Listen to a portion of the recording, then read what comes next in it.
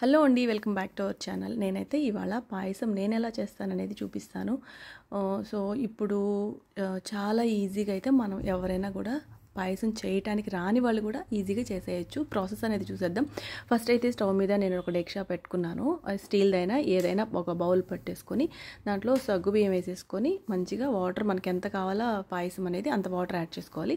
పక్కన స్టవ్ మీద వచ్చేసి నెయ్యి వేసి జీడిపప్పు ద్రాక్ష అనేది నేను వేయించుకుంటున్నాను.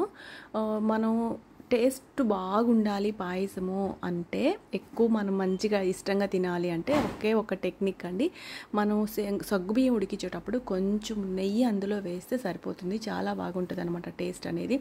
ఇప్పుడైతే నేను ఇవి కొంచెం కలర్ చేంజ్ అయ్యే వరకు కూడా ఈ జీడిపప్పు ద్రాక్ష అనేది వేయించి అయితే పక్కన పెట్టేసుకుంటున్నాను.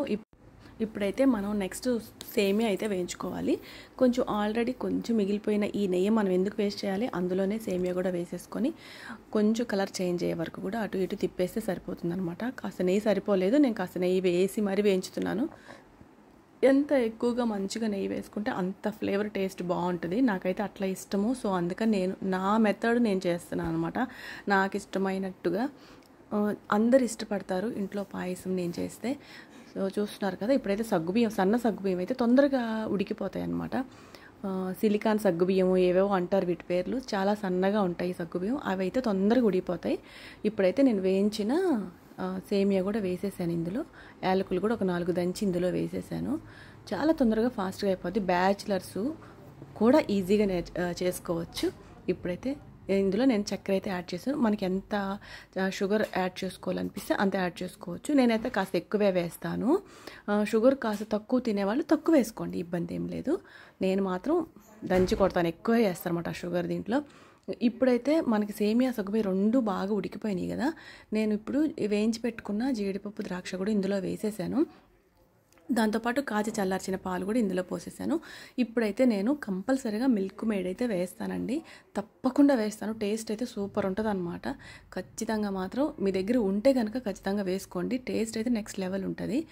లేదంటే సగ్గుబియ్యం పాయసం అంటే నార్మల్ అది ఏదో ఉన్నట్టు అనిపిస్తుంది, కానీ నేను మిల్క్ మేడ్ వేసుకుంటాను కాబట్టి టేస్ట్ అయితే సూపర్ ఉంటుంది. ఇప్పుడు ఇందులో అది కూడా యాడ్ చేసేసాను. ఫైనల్గా అయితే నేను ఇప్పుడు కొబ్బరి అయితే కొట్టి కొబ్బరి ముక్కలు వేసుకోవాలి. కొబ్బరి అనేది పాయసంలో ఎప్పుడు కూడా లేత కొబ్బరి వేసుకోవాలి, గుర్తుపెట్టుకోండి. ముదురు కొబ్బరి కానీ వేసామంటే బొగ్గలు నొప్పులు పడతాయి. అసలు 2-3 ముక్కలు తినేసరికి పళ్ళ సందుల్లో దూరిపోతాయి. అది లాక్కోలేక చచ్చిపోతాం అనమాట. పుల్ల పెట్టుకొని లోడుకోవటం అవన్నీ జరుగుతాయి. ముదురు టెంకాయ మాత్రం అస్సలు వేసుకోవద్దు పాయసంలో. లేత టెంకాయ కొబ్బరి అయితే వేసుకోండి అంతే. నేనైతే అదే చెప్పగలను. ముదురు టెంకాయ మాత్రం అస్సలు తీసుకోవద్దు. లేత టెంకాయ చిన్న చిన్న ముక్కలుగా కోసుకొని వేసుకోండి. అసలు నోట్లో వేసుకొని నవిలితే ఈజీగా కరిగిపోయేటట్టు ఉండాలి కొబ్బరి అది కూడా. సో ఇప్పుడైతే ఫైనల్గా పాయసం అయితే రెడీ అయిపోయింది. ఒక 2-3 మినిట్స్ అట్లాగా ఉంచేసేసి స్టవ్ మీద సిమ్లో దించేయడమే. అడుగంటకుండా మాత్రం చూసుకోవాలి. పెళ్ళి కాని వాళ్ళు, బ్యాచిలర్స్ ఎవరైనా కూడా ఈజీగా చేసుకోవచ్చు. మీకేమనిపించింది వెంటనే అయితే లైక్ చేసి కామెంట్ చేయండి.